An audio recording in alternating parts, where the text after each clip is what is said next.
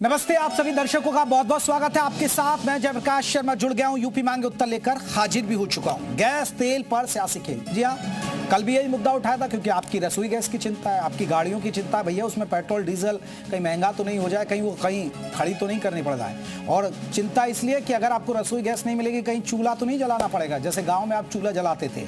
तो ये चिंता है और इसलिए इस मुद्दे पर हम चिंता पर ही चर्चा करेंगे। एक तरफ तेल और एलपीजी को लेकर अफवाह गैंग काम पर लग गया है, तो इसकी गूंज संसद में भी सुनाई दी। नेता प्रतिपक्ष ने एलपीजी सिलेंडर को लेकर मची अफरा तफरी को लेकर केंद्र सरकार पर सवाल खड़े कर दिए। तो वहीं सदन में पेट्रोलियम मंत्री हरदीप पुरी ने साफ कहा कि देश में एलपीजी सिलेंडर की कोई कमी नहीं है। ऐसे में सवाल यह है कि अगर देश में गैस सिलेंडर की कमी नहीं तो फिर गैस सिलेंडर को लेकर हाय तौबा क्यों मची है भाई? कौन गैस सिलेंडर की कमी को लेकर अफवाह फैला रहा है? क्या कुछ गैस की कालाबाजारी के खेल में लगे हैं? विपक्ष क्यों स्थिति को संभालने के लिए सलाह देने की बजाय आउट ऑफ कंट्रोल हो रहा है? ऐसे में तमाम सवालों पर चर्चा करेंगे, लेकिन उससे पहले आज रिपोर्ट देख लीजिए। संसद में क्या कहा गया, क्या वाकई में गैस की कमी है, तेल की कमी है, और फिर अगर नहीं है तो फिर ये स्थिति क्यों मची है, इसी पर बात हो रही है। देखिए report.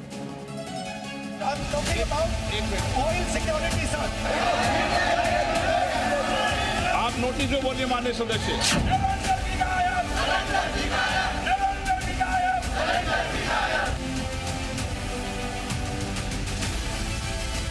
Sir, I'm talking about oil security, sir. Sir, I'm talking about oil माननीय national. I'm talking about economic security, sir. चलेगा सदन। आप अगर नोटिस के अंदर नोटिस जिस विषय पर आपने नोटिस दिया था,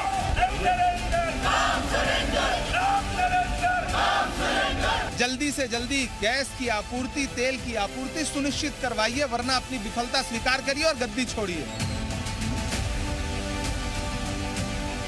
एलपीजी के लिए भी पूरा आश्वासन दिया गया है, तो ये सब एक भटकाने की और पैनिक क्रिएट करने की कोशिश है। जनता को आश्वास दे दे कि कुछ सॉल्यूशन लेके आ रहे हैं सरकार। ये नहीं हो सकता कि वो लोग सिर्फ अपनी मर्जी करके सरकार चलाए। तो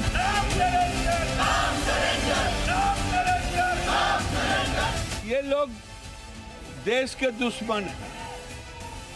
ये लोग केवल देश में भरम फैलाने के सिवा कुछ नहीं करते।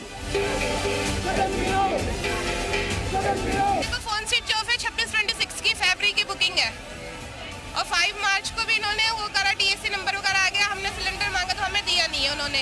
पेमेंट ऑनलाइन हुई। 853 का सिलेंडर मैंने खरीदा, तब मेरे को सिलेंडर इन्होंने 913 रुपये दिखा रहा है, लेकिन वो भी घर नहीं पहुंच रहा है। 2-4 दिन चलने वाले हैं सिलेंडर। छोटे छोटे बच्चे तो बर्बाद रखेंगे ना, फिर आगे चलिए दिक्कत हो जाएगी, फिर कहाँ से लाएंगे सिलेंडर?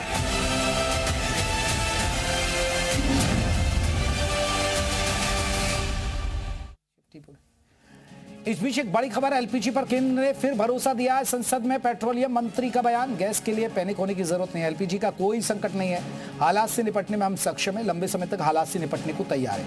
ये समय अफवाह फैलाने का नहीं है। हम 40 देशों से कुछ इंपोर्ट कर रहे हैं। देश में पर्याप्त क्रूड ऑयल का स्टॉक है। पूरे भारत में तेल की कोई किल्लत भी नहीं है, क्योंकि तेल के दाम बढ़े भी नहीं है, हालांकि गैस के तो बढ़ गए। Secretaries and senior officials have been briefed on the supply position, the priority sequence and the enforcement framework. District level monitoring committees are being established. Anti-diversion raids have been conducted and cases registered in multiple states. This is cooperative federalism, responding to a national challenge with the coordination it demands. This is not the moment for rumor mongering or fake narratives. India is navigating the most severe global energy disruption in recorded history. Chief secretaries and senior officials have been briefed on the supply position, the priority sequence and the enforcement framework. जी हाँ, तो आज इसी पर चर्चा करेंगे। और देखिए, अगर गैस की बात करें, अभी तेल का तो रास्ता निकल रहा है क्योंकि हम पर विकल्प है, लेकिन ज्यादातर जो गैस की सप्लाई है वो भारत में जो होती है वो खाड़ी देशों से, चाहे वो सऊदी अरब हो, कतर हो, यूएई है, बहुत सारे ऐसे देश है और वहां से हमारी सप्लाई ज्यादा होती है, तो असर तो पड़ रहा है। सरकार कह रही है सब कुछ सामान्य है, हम विकल्प है, लेकिन एक बार ये भी कह रही है कि भाई हमारा कम से कम 90% के आसपास वहीं से होता है, रास्ता होता है, तो भाई फर्क तो पड़ रहा है। और लंबी कतारें का वजह भी तो यही है कि अगर हमारे घर में खाली सिलेंडर है तो हम सोच रहे हैं भरवा लें भाई, कहीं बाद में आफत ना आ जाए। इसलिए भी तो भीड़ लगी हुई है, ये भी एक बड़ी वजह मानी जा रही है। इसी मुद्दे पर हम चर्चा करेंगे। कई खास मेहमान, जल्दी से मैं परिचय करा दूं। डॉक्टर RK अर्थ शास्त्री हैं हमारे साथ, आपको बता दें वो हमारे साथ जुड़ गए। मेजर जनरल रिटायर्ड हैं शमी संभरवाल है, डिफेंस एक्सपर्ट है। शमी जी आपका बहुत बहुत स्वागत है। हमारे साथ प्रोफेसर दीप नारायण पांडे जी हैं, इकोनॉमी एक्सपर्ट हैं, आपका बहुत बहुत स्वागत है। आनंद दुबे बीजेपी की तरफ से जुड़ेंगे, संजीव सिंह कांग्रेस की तरफ से जुड़ेंगे। हमारे साथ 3 खास मेहमान जुड़ गए हैं और उनसे हम चर्चा की शुरुआत करेंगे। सबसे पहले मैं डिफेंस एक्सपर्ट से ले लेता हूं, मेजर जनरल शमी साहब से।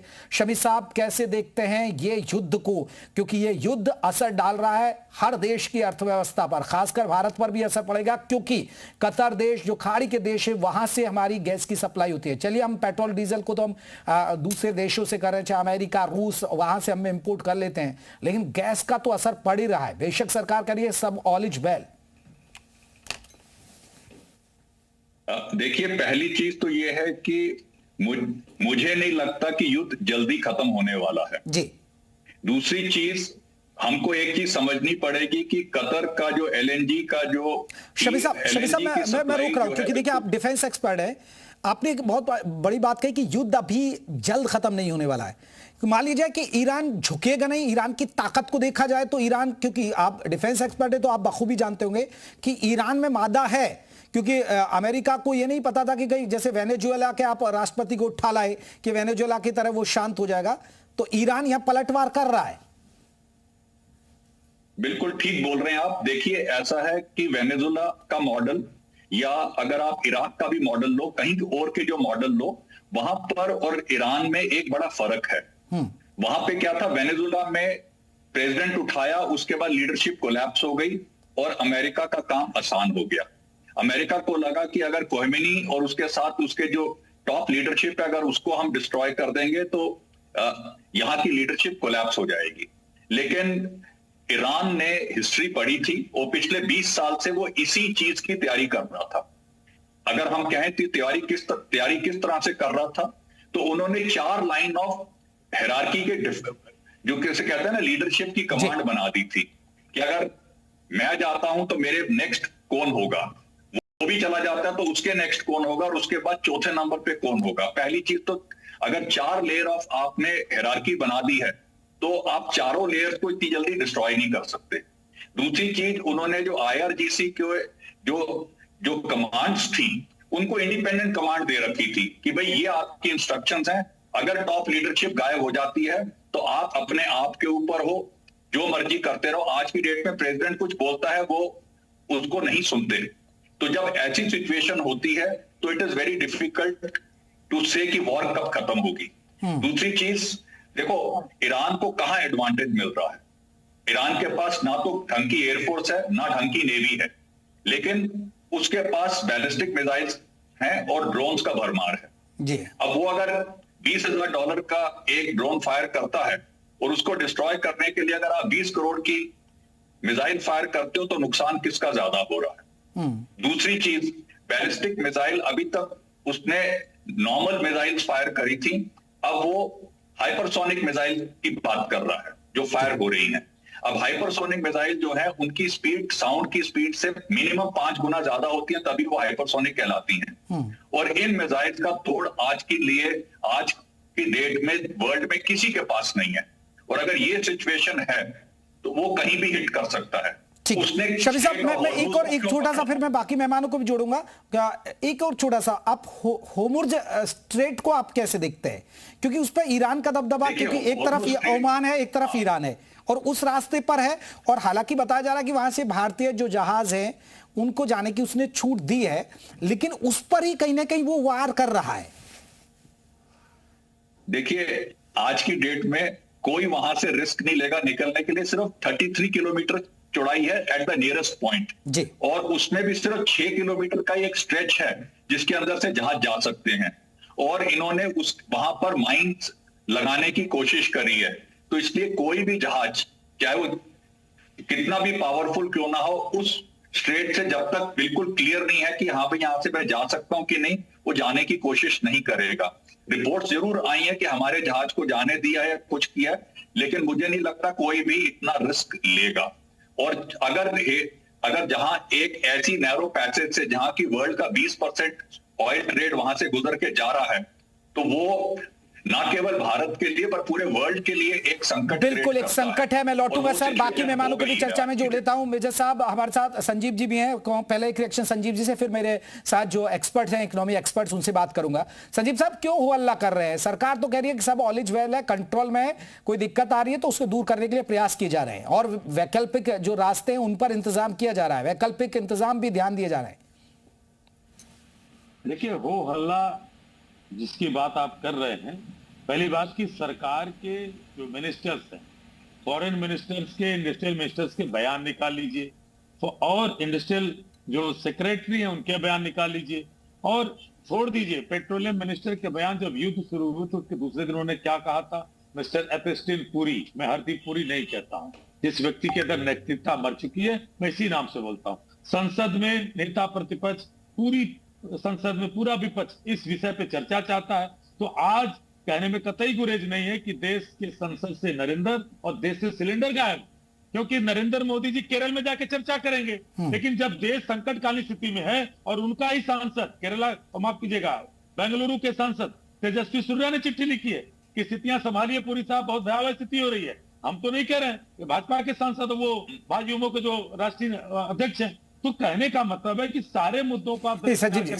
जी अभी मैं एक सवाल है, देखिए एक मेरा छोटा सा, देखिए सिलेंडर की दिक्कत है और असर होता है, जब आपको भी पता है कि युद्ध होता है तो उसका असर पड़ता है, और ये तो खाड़ी के देश हैं जहां से हमारे तेल की भी सप्लाई है, गैस की भी है, लेकिन इतनी मारामारी और इतनी, तो ये सिर्फ एक पैनिक है ना, अफवाही तो है। अब देखिए, आप भी अड़ोस पड़ोस में यही देख रहे होंगे, जिनके घर खाली सिलेंडर है वही जाके बुकिंग करा रहे हैं, जाके लंबी भैया एक एडवांस बुकिंग कर रहे हैं ये लोग, और उसमें जमाखोरी वाले कर फायदा उठाते हैं उस चीज का। तो सुनिए, ये मैंने इसलिए तेजस्वी सूर्या का नाम लिया कि भारतीय जनता पार्टी के युवा नेता, महाराष्ट्र में इनकी सरकार है, वहां पे होटल एसोसिएशन ने सीधे 20% होटल्स बन चुके हैं, वो कह रहे हैं हफ्ते भर ज्यादा नहीं चलते, बेंगलुरु के होटल एसोसिएशन ने कर दिया। आप सोचिए कि जो असंगठित क्षेत्र में जो लोग चाय की दुकान चलाते हैं, जो छोटे छोटे रेस्टोरेंट चलाते हैं, हॉस्पिटल चलते हैं, सब जगह, और आप ही ने कॉमर्शियल सिलेंडर के दाम बढ़ाए, जनवरी से लेकर अब तक 200 रुपए सिलेंडर दाम बढ़ा है। अगर स्थितियां इतनी खराब थी और आपको पहले सब आकलन था तो आपने तैयारी क्यों नहीं की? चर्चा इसमें ईरान की, ईरान से लेकर, चलिए मैं संजीव जी आऊंगा, मैं डॉक्टर आर के आर्य अर्थशास्त्री से एक रिएक्शन ले लेता हूं। संजीव साहब आ रहा हूं, डॉक्टर आर के आर्य अर्थशास्त्री साहब हमारे साथ जुड़े हुए हैं। डॉक्टर आर के आर्य, अभी के ताजा हालात का कैसे आप आकलन करेंगे, और क्या ये तो अभी हम पेट्रोल, डीजल और गैस की बात करें, लेकिन देश की इकोनॉमी पर भी कोई असर देखा जा सकता है इसका? देखिए, सप्लाई चेन तो जरूरी बात है, सब देख रहे हैं वो डिस्टर्ब हो चुकी है, क्योंकि वेस्ट एशिया में पूरे में खलबली है, और गल्फ से जो आपका 60% एलपीजी आती है और एलएनजी भी आती है, तो वो उसके ऊपर प्रभाव पड़ा है। शिप्स जो है यहाँ से पास होने का रिस्क नहीं लेंगे, स्टेट ऑफ हॉर्मुज है, यहाँ से पास होने का रिस्क नहीं लेंगे, क्योंकि जो इंश्योरेंस प्रीमियम रिस्क है वो एक तो बढ़ जाएगा, दूसरा डिप्लोमेटिकली भी वो आसानी से अलाउ नहीं करेंगे, और तीसरा जो है यूनाइटेड स्टेट ने भी सीज डाली हुई है उसके ऊपर कि आप कैसे निकल सकते हैं यहाँ पर। तो स्कैरिसिटी को तो देखते हुए उन्होंने, क्योंकि पहले जो इराक और कुवैत का वॉर हुआ था 1973 में, उसके दौरान भी थोड़ा सा ऑयल के प्राइसेस बढ़े थे, पर उन दिनों में एलपीजी और ये सब चीजें यूज नहीं होती थी। पर अब 100% जो है प्रेजेंट गवर्नमेंट बीजेपी ने 100% सिलेंडर्स जो है 33 करोड़ फैमिलीज को दिए हुए हैं, तो वो गवर्नमेंट इंश्योर कर रही है कि तो ठीक हो जाए। और जो कमर्शियल सप्लाई है, जैसे कि पेट्रोकेमिकल प्लांट्स को या फर्टिलाइजर्स को या अमोनिया को, इनको ये गैस नहीं मिल पाएगी, और रिफाइनरीज ओवर वर्क कर रही हैं, 100% कैपेसिटी से भी ज्यादा कर पा रही हैं, परंतु 40% प्रोडक्शन के अगेंस्ट में सिर्फ 10% गवर्नमेंट खुद कह रही है सिर्फ इंक्रीज हो सकता है। तो हमारा जो एलपीजी का डिपेंडेंस है लगभग यूनाइटेड अरब एमिरेट्स पर और कुवैत और सभी 4 कंट्रीज पर, तो वो उसके बिना तो एलपीजी नहीं आ सकती।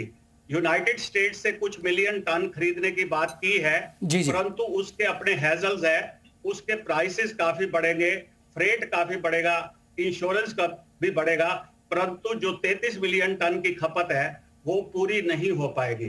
तो इस चक्कर में जो बिजनेस है वो तो काफी अफेक्ट हुआ ही है, क्योंकि इसके अंदर जो लोग छोटे लोग हैं या बड़े रेस्टोरेंट है, वो तो इंडक्शन प्लेट जो है वो यूज करके कर रहे हैं। चलिए सर, मैं लौटूंगा आपके पास इस पर। जैसे आपने जो बताया, दुबे साहब भी हमारे साथ बीजेपी की तरफ से जुड़ गए। दुबे साहब बहुत बहुत स्वागत है एक बार।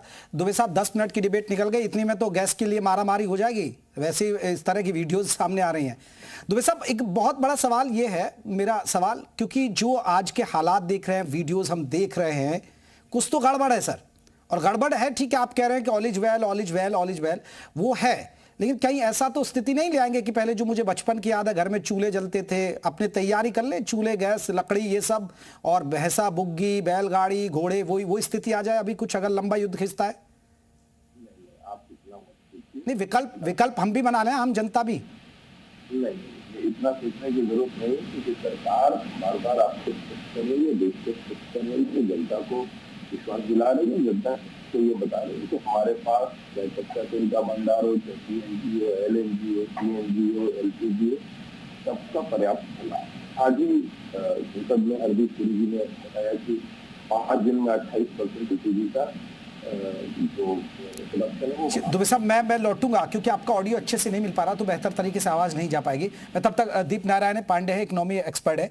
पांडे साहब, मैं आपसे एक रिएक्शन लेना चाहूंगा। पांडे साहब, अभी की जो स्थिति है, जो मैं सवाल कर रहा था, कहीं क्या हमें उसकी तैयारी करने की जरूरत तो नहीं है?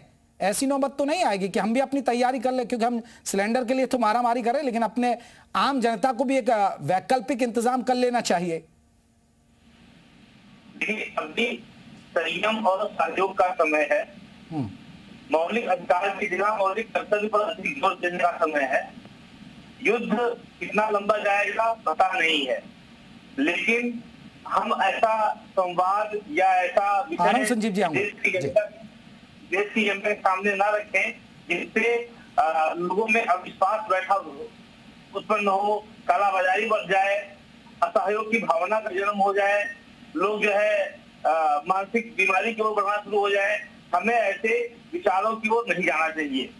बात आती है LPG संकट का समय जो है, इसमें कोई दो राय नहीं है। भारत अपना 85 से 90% जो LPG की निर्भरता है वो आयात पर निर्भर है, और इस समय डिमांड और सप्लाई का जो चैन है वो कहीं ना कहीं बाधित हुआ है।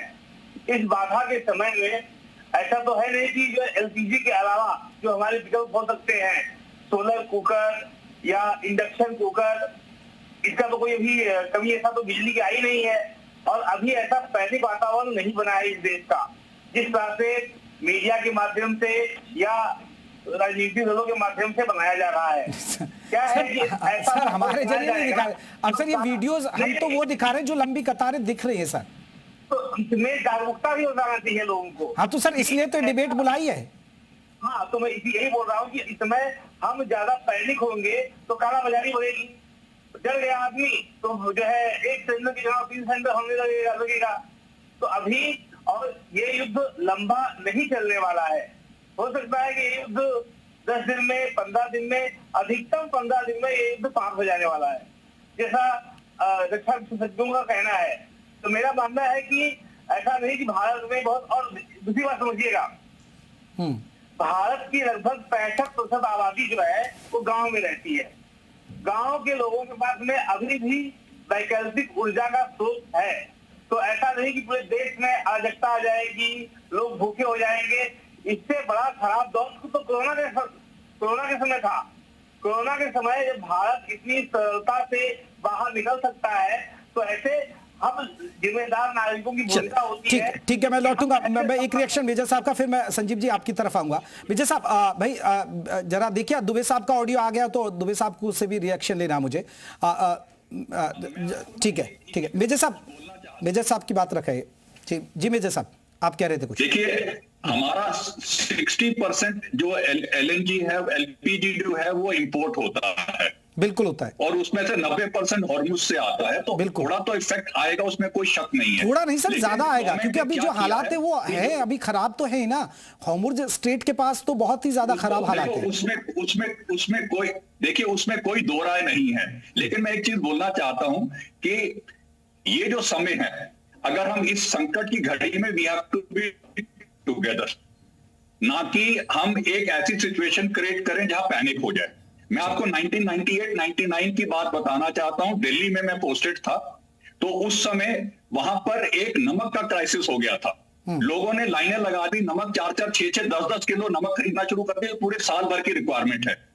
So we as a panelist जितने भी हैं, अपने पॉलिटिकल लीनिंग को छोड़कर वी मस्ट सी कि भाई प्रॉब्लम इज देयर। आप बांग्लादेश, पाकिस्तान, चारों तरफ देख लीजिए कितने बुरे हाल हैं, यूरोप के हाल देख लीजिए कितने बुरे हो रखे हैं। तो हम थोड़ा सा we have to be little more realistic. ये बात जैसे कि गवर्नमेंट ने बोला है 2 कार्गो शिप जो है they are on the way, तो प्रॉब्लम रहेगी, थोड़ी सी प्रॉब्लम रहेगी, लेकिन अभी थोड़ा मारामारी करने की जरूरत नहीं है। मैं लौट रहा हूं एक जल्दी से। संजीव जी, आप कुछ कहना चाह रहे हैं, फिर मैं क्योंकि दुबे साहब से जवाब लूंगा, क्योंकि आपने बहुत सारे सवाल भी उठाए थे उस समय। देखिए, सारी चीजें जो अभी आपके पैनल में लोगों से आई, बात ये आती कि हमारी तैयारी क्या थी।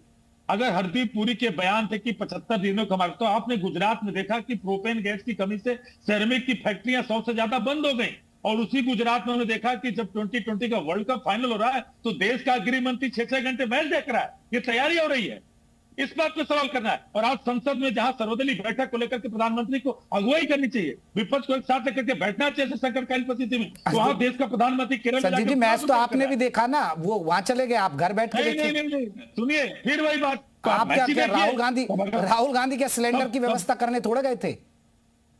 नहीं, तो सिलेंडर की व्यवस्था राहुल गांधी कैसे करेंगे? तो फिर वही तो मैं कह रहा हूँ ना, वो भी तो मैच का लुत्फ उठा ही रहे होंगे ना। क्या बयान दे रहा है? नहीं, ये लापरवाही नहीं, ये तो क्या है? चले, मैं इस बार अब संजीव जी सुना आपने, संजीव जी को सुन लिया। दुबे साहब, ये उठाए जा रहे हैं कांग्रेस की तरफ से सवाल, और राहुल गांधी ने भी आज सवाल उठाए। हालांकि हरदीप सिंह पुरी ने सारी जानकारी दी, लेकिन स्थितियां तो गड़बड़ हैं दुबे साहब, कुछ ना कुछ। देखिए, संजीव जी क्या बोल रहे थे, उनकी आवाज मुझ तक नहीं पहुंच रही, और जो प्रॉब्लम है जो भी है, शायद आपको मेरी आवाज आ रही है? आ रही है, रखिएगा सर। देखिए, बहुत स्पष्ट बात है, ये पूरी दुनिया जान रही है कि ये जो युद्ध चल रहा है, इसमें भारत का कोई योगदान तो नहीं। भारत ने न युद्ध शुरू करवाया, न भारत इसका पार्ट है। और इस युद्ध की वजह से आसपास जितने भी कंट्री हैं, अलग अलग तरह से सबसे प्रभाव पड़ा। भारत भी इससे अछूता, सरकार ने भी इसको स्पष्ट कर दिया। लेकिन सरकार ने साथ साथ ये भी स्पष्ट किया कि हमारे पास ऐसी कोई दिक्कत अभी नहीं, हमारे पास पर्याप्त मात्रा में एलपीजी है। हमने 5 दिन में उसका 28% प्रोडक्शन बढ़ाया है। हमारे कार्गो अभी रास्ते में है, एलएनजी के कार्गो लगातार आ रहे हैं। किसी तरह की कोई कमी नहीं, कच्चे तेल का पर्याप्त भंडार हमारे पास है। लेकिन कुछ लोग इस अवसर पर भी अपनी घटिया राजनीति से बाजने जा रहे हैं। मैं देख रहा हूँ कई नेताओं के उल्टे सीधे वीडियो। आप देखिए, अखिलेश यादव जी ने एक वीडियो डाला कि एक लाइन से कई लोग चूल्हे से खाना बना रहे हैं। वो वीडियो कहीं और का है, कब का है, लेकिन आज उसको डालकर उल्टा सीधा चलाया जा रहा है। आप ये बताइए, इस तरह से देश की जिम्मेदार पॉलिटिकल पार्टी जनता के बीच में पैनिक फैलाने का काम कर रहे हैं। नहीं दुबे साहब, लेकिन असर तो हुआ। देखिए, ठीक है, आपने पेट्रोल डीजल की कीमत नहीं बढ़ाई, आपने कंट्रोल रखी। अब देखिए, पंजाब में बुरा हाल है, वहां तो बहुत ज्यादा महंगा हो गया, 55 रुपए बढ़ाए। लेकिन रसोई गैस में तो दिक्कत है अभी, क्योंकि होटलों की सप्लाई रोकी गई है, बुकिंग 45 दिन कर दी गई है। तो चीजें तो हैं, वो तो आपको स्वीकार करनी पड़ेगी। ठीक है, आप वैकल्पिक इंतजाम पर काम करें, वो ठीक है। बहुत स्पष्टता के साथ कह रहा हूँ, सरकार हर स्थिति पर नजर रखते हुए सरकार हर तरह से व्यवस्था कर रही है कि किसी को यहाँ भी कोई दिक्कत नहीं होनी चाहिए। और अभी तक किसी के यहाँ कोई दिक्कत नहीं है। अब ये अलग विषय है कि ये पैनिक फैला रहे हैं, कुछ लोग 4-4 सिलेंडर लेके चले जा रहे हैं भरवाने के लिए, वो एक दिक्कत हो सकती है। लेकिन ऐसा नहीं है कि किसी के घर में सिलेंडर नहीं पहुंच रहा है या बिना खाए कोई सो रहा है या किसी के घर में सिलेंडर, ऐसी कोई स्थिति नहीं है। और पूरा झूठ फैलाया जा रहा है विपक्ष के द्वारा कि किल्लत है, ऐसी कोई बात नहीं है। संजीव जी, आप लोग झूठ फैला रहे हैं, दुबे साहब कह रहे हैं, आप थोड़ा अफवाह कम कर दें, आप सलाह देना। सरकार चलाने का तजुर्बा आप पर भी, आप भी सलाह दें। हाँ, मैं बता रहा हूँ, आपके चैनल के बड़े सम्मानित दर्शक भी। मुझे आवाज नहीं आ रही है दुबे भाई, संजीव जी की आवाज नहीं जा रही भाई, देख लीजिए क्या हो रहा है। आवाज नहीं मिल रही, क्या हो गया? ठीक, नहीं आपकी आवाज हमें जा रही है, लेकिन दुबे साहब आपकी आवाज नहीं सुन पा रहे हैं, बस ये दिक्कत आ रही है। थोड़ा सा रखिए आप अपनी बात। उनकी आवाज मैं भी नहीं सुना। हाँ। मैं ये कह रहा था कि दुबे जी उस झूठा कंपनी के एजेंट है। उसका एक चर्चा मैं कर दूं, कोरोना के समय ताली थाली बजाई थी कि नहीं दुबे जी ने? काइनेटिक एनर्जी निकल रही थी, आपने भी बजाई होगी शायद। जी न्यूज ने भी बजाई होगी। नहीं, हम क्यों बजाएंगे सर, हम तो दिखाएंगे कि आप बजा रहे हैं या दुबे साहब बजा रहे हैं। आप जब चैनल थोड़े थाली बजाते हैं, एंकर को थाली बजा थोड़े देखा। जब कह रहे कि कांग्रेस झूठ बोल रही है, तो कांग्रेस तब भी कह रही थी प्रधानमंत्री कोरोना से लड़ने के लिए तैयारी नहीं कर रहा, लाखों लोगों की लाशें जनता के रेत में दबी रह गई और इस देश का प्रधानमंत्री ताली बजवा रहा है। प्रधानमंत्री केरल में चुनाव आप ये देखिए किस तरह से प्रियंका गांधी ने स्कूटर की नंबर प्लेट और ऑटो की नंबर प्लेट, दो पहिया वाहनों के नंबर प्लेट लगा के बता दिया कि मैंने इतनी बसें भेज दी है कोरोना के लिए, जो लोग आ रहे हैं उनके लिए, वो सारा वायरल हुआ। इसके बाद कांग्रेस पार्टी का कोई कार्यकर्ता जनता के बीच कार्य करते हुए कोरोना काल में नहीं दिखा। इसी तरह जब हमारी देश की सेना डोकलाम और गलवान में इनके सेना के साथ संघर्ष कर रही है। ठीक है संजय जी, मैं एक रिएक्शन दे देता हूँ, हो सकता है दुबे साहब ये कह रहे हैं कि गृह मंत्री अमित शाह 6-6 घंटे मैच देख रहे हैं। प्लानिंग आप लोगों ने क्या की? प्लानिंग नहीं करते तो ये नौबत नहीं आती। बिल्कुल प्लानिंग है, कहीं किसी के यहाँ कोई समस्या नहीं है, हर घर में गैस का सिलेंडर है और जो लोग सिलेंडर बुक कर रहे हैं उनको सिलेंडर प्राप्त हो रहा है। किसी भी पेट्रोल पंप पे ऐसी स्थिति नहीं है कि वहां तेल नहीं मिल रहा है और वहां पे लंबी लंबी लाइनें लगी हुई है और पेट्रोल पंप बंद हो गए। आप बताइए, आप तो चैनल में कोई ऐसी पेट्रोल पंप को लेकर, किसी डीजल को लेकर कहीं कोई ऐसी खबर आई कि तेल नहीं मिल रहा है, तेल पेट्रोल पंप बंद हो चुका है? हाँ, ये जरूर है कि जिन लोगों का सियासी ईंधन जनता ने बंद कर दिया है, अब उनके पेट खाली है और वो गिद्ध दृष्टि लगा के हर उस अवसर को देखते हैं कि कैसे अगर देश के सामने कोई संकट खड़ा हो, चाहे वो प्राकृतिक रूप से हो या फिर किसी कारणवश हो, तो हम ये संजीव जी यही तो सवाल उठ रहा ना। देखिए दुबे साहब ये कह रहे हैं कि आप आपदा में अवसर ढूंढ रहे हैं और सियासी अवसर ढूंढ रहे हैं, और सबसे बड़ी बात है, मेरा सवाल संजीव जी आपसे यही है ना, आप भी एक बड़ी पॉलिटिकल पार्टी है, राष्ट्रीय पार्टी है, आपको भी देश चलाने का काफी लंबा तजुर्बा रहा है, तो आप मदद करें, आप सवाल क्यों उठा रहे हैं? सवाल पूछिए लेकिन आप सहयोग दीजिए, भाई ऐसे ऐसे कर लीजिए। आप नहीं था तो एलपीजी का कनेक्शन जो है सांसद की सिफारिश पर मिलता था। जब कोई संकट नहीं था तो 1-1 किलोमीटर लंबी लाइन लगती थी। हाँ, तो आप वही नौबत तो दिख रही है ना, वही नौबत तो अभी भी दिख रही है ना दुबे साहब, यही तो पहले ये जब कोई संकट नहीं था तब की स्थिति थी। ठीक है संजीव साहब, वो कह रहे हैं कि पहले के हालात देखिए और अब के हालात देखिए देश में। जो आपको दृश्य दिख रहा है सिर्फ और सिर्फ विपक्ष द्वारा जो पैनिक क्रिएट किया जा रहा है उसकी वजह से दिख रहा है। लोगों को ये डर लग रहा है, लोगों को ये भय व्याप्त हो गया है कि गैस का सिलेंडर नहीं मिलेगा, इसलिए जिसके यहाँ 1 सिलेंडर है वो भी 3-4 सिलेंडर लेके जा रहा है और लगातार इन्हीं तस्वीरों को पोस्ट करके विपक्ष कह रहा है सिलेंडर नहीं मिलेगा, सिलेंडर नहीं मिलेगा, सिलेंडर नहीं मिलेगा, और इसी वजह से चलिए मैं लौट रहा हूँ संजीव जी, रुकिए, दुबे साहब रुकिए, आप संजीव जी रुकिए। आर साहब, अभी की स्थिति में आप क्या सलाह देंगे ऐसी स्थिति में कि भाई लोग पैनिक ना हो, हम देश कंट्रोल कर सकता है?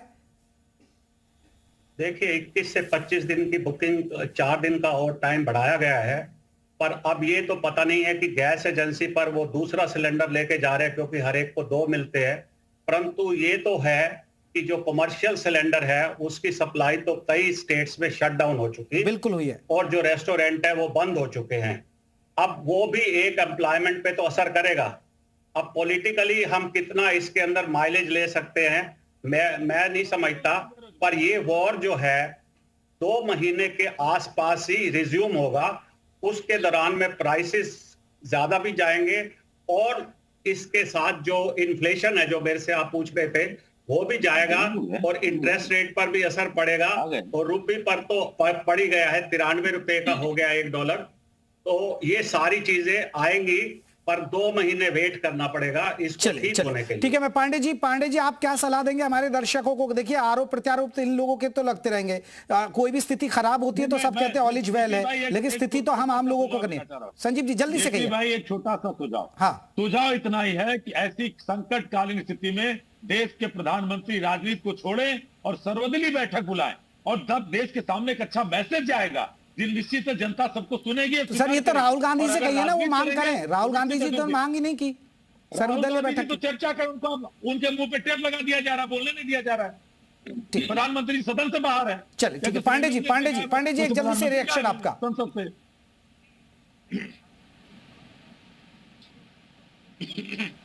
जी पांडे जी का ऑडियो उठाइए भाई। कि जो लाइनें हैं उन्हें मानने की जरूरत है, क्योंकि ये नो डाउट वैश्विक संकट की ओर युद्ध चल रहा है और इस युद्ध का प्रभाव भारत को भी पड़ने वाला है। और ये इसका प्रभाव युद्ध समाप्त हो जाता है तो अगले 6 महीने तक ये स्थिति रहेगी। सामान्य स्थिति आने में 6 महीने लग सकते हैं। ऐसे में लोगों को अपने और वैकल्पिक जो स्रोत हैं उनके संकट है और यदि हम ज्यादा पैनिक होंगे तो कालाबाजारी बढ़ेगी और ये सरकार जो है बिल्कुल पैनिक होने की जरूरत नहीं है, नहीं वरना कालाबाजारी। मेजर साहब आप क्या सलाह देंगे जो आम लोग सुन रहे हैं, क्योंकि आप डिफेंस एक्सपर्ट हैं, सेना में सेवाएं दी, हालात लंबे खिंचेंगे, हम लोगों को सावधान रहने की जरूरत है या सरकार की बातों पर भरोसा करें?